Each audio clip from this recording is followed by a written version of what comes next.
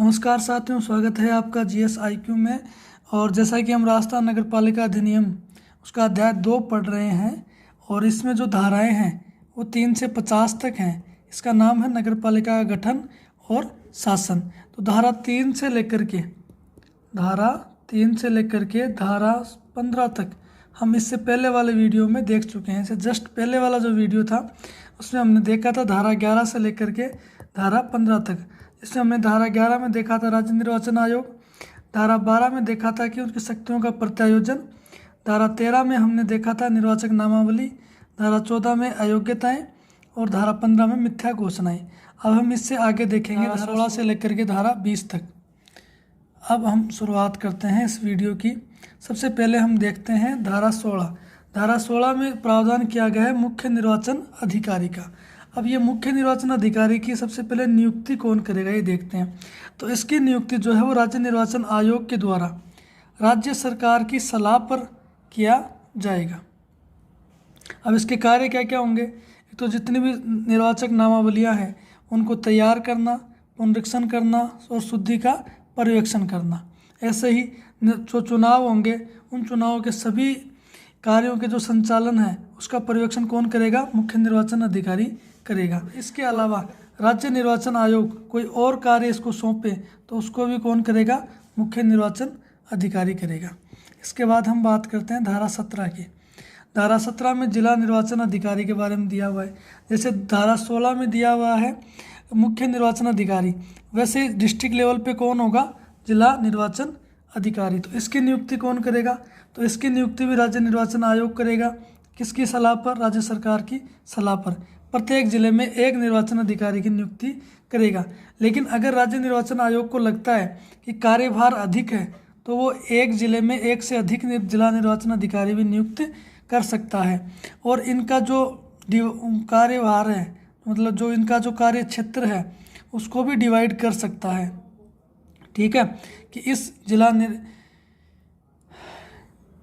इस क्षेत्र के अधिकार इस जिला निर्वाचन अधिकारी के पास होंगे और इस क्षेत्र के अधिकार इस जिला निर्वाचन अधिकारी के पास होंगे। और ये सभी अधिकारी मुख्य निर्वाचन अधिकारी की देखरेख में ही कार्य करेंगे। ठीक है, अब इनका कार्य क्या होगा? तो इनका कार्य ये होगा कि इनके अधिकार क्षेत्र में जो नगर पालिकाओं के चुनाव से संबंधित जितनी भी गतिविधियाँ हैं उनमें समन्वय करना और उनका पर्यवेक्षण करना, ये कार्य रहेगा जिला निर्वाचन अधिकारी का। इसके अलावा मान लो राज्य निर्वाचन आयोग या फिर मुख्य निर्वाचन अधिकारी इनको कोई और कार्य सौंप दे तो वो भी इनको करना पड़ेगा। अब हम बात करते हैं धारा 18 की। धारा 18 में दिया गया है कि स्थानीय अधिकारियों के आदि के कर्मचारी वृंद का उपलब्ध कराया जाना। अब देखो, निर्वाचन होता है उसके अंदर बहुत सारे कर्मचारियों की आवश्यकता होती है। ठीक है, तो मुख्य निर्वाचन अधिकारी या फिर राज्य निर्वाचन आयोग या जिला निर्वाचन अधिकारी जो हैं वो अकेले सारे कार्य नहीं कर सकते।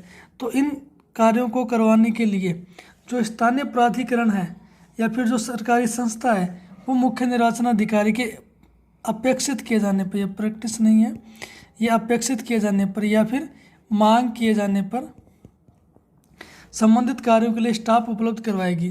जैसे कौन से कार्य? जैसे मतदाता सूची तैयार करना। तो आपने देखा होगा जो सरकारी टीचर होते हैं वो मतदाता सूची को तैयार करने में उनका योगदान होता है। ठीक है, फिर चुनाव से संबंधित कोई कार्य होता है तो जो सरकारी अधिकारी होते हैं उनकी ड्यूटी लगती है ना चुनाव में। ठीक है, ये कर्मचारी कौन उपलब्ध करवाता है? ये स्थानीय प्राधिकरण उपलब्ध करवाता है।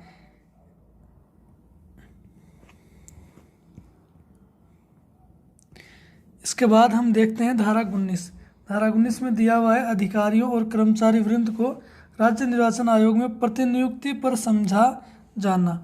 अब ये प्रतिनियुक्ति पर समझा जाएगा, मतलब ये है कि चुनाव ड्यूटी के दौरान जितने भी अधिकारी और कर्मचारी हैं उनको राज्य निर्वाचन आयोग की प्रतिनियुक्ति पर समझा जाएगा और ये सभी जो हैं वो आयोग के नियंत्रण में कार्य करेंगे।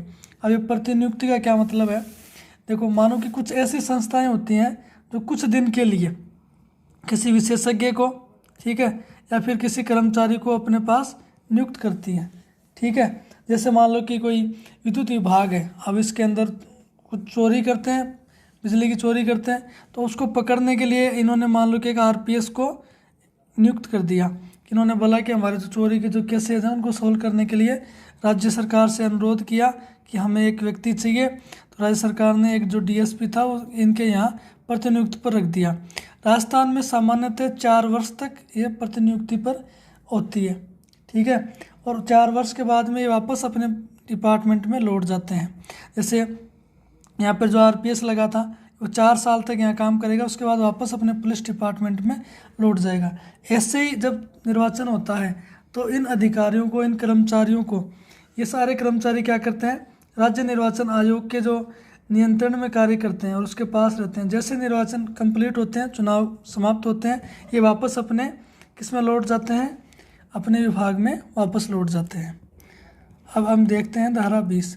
धारा 20 ये कहती है कि निर्वाचक नामावलियों की तैयारी करने आदि से संसक्त पदीय कर्तव्यों को भंग करना। मतलब निर्वाचक रजिस्ट्रीकरण अधिकारी या कोई अन्य अधिकारी मतदाता सूची से संबंधित कर्तव्य में लापरवाही का दोषी पाया जाता है, मतलब उससे कोई गलती होगी या फिर उसने जानबूझकर कर्तव्यों का पालन नहीं किया, भंग किया, तो उसको क्या किया जाएगा, दंडित किया जाएगा। दंडित में क्या किया जाएगा, उसको सज़ा दी जाएगी। सज़ा में कारावास होगा 3 महीने से लेकर 2 साल तक का, या फिर जुर्माना होगा। जुर्माना कितना होगा, 1000 रुपये से 2000 रुपये तक का, 1000 से कम नहीं और 2000 से ज़्यादा नहीं। दूसरा, राज्य निर्वाचन आयोग मुख्य निर्वाचन अधिकारी या जिला निर्वाचन अधिकारी की शिकायत पर ही कोर्ट कार्रवाई कर सकेगा। मान लो किसी अधिकारी से या कर्मचारी से गलती हुई है, ठीक है, तो जो हाई कोर्ट है या जो भी उच्च न्यायालय है वो डायरेक्ट इसके ऊपर संज्ञान नहीं ले सकता जब तक मुख्य निर्वाचन अधिकारी या जिला निर्वाचन अधिकारी या फिर राज्य निर्वाचन आयोग ये शिकायत नहीं करें, तब तक कोई इनके ऊपर कार्रवाई नहीं कर सकता। ये जब शिकायत करेंगे तो ही कार्रवाई होगी।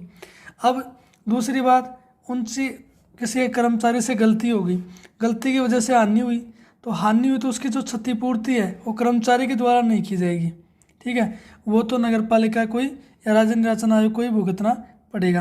क्योंकि मान लो किसी व्यक्ति के साथ किसी से कर्मचारी से गलती हो गई और गलती से उसके 20 लाख का नुकसान हो गया, तो 20 लाख का नुकसान वो कर्मचारी नहीं भरेगा, ठीक है, उसको तो जितनी सज़ा होगी वो ही दी जाएगी। तो इस वीडियो में हमने देखी है धारा कि कहाँ से कहाँ तक, 16 से धारा 20 तक। धारा 16 में हमने बात की थी मुख्य निर्वाचन अधिकारी की, ठीक है। उसके बाद धारा 17 में हमने बात करी जिला निर्वाचन अधिकारी की। धारा 18 में हमने देखा कि जो स्थानीय प्राधिकरण है वो क्या करेगा, स्टाफ उपलब्ध करवाएगा। जब निर्वाचन आयोग को अपेक्षित होगा या वो मांग करेगा तो उसको स्टाफ उपलब्ध करवाया जाएगा।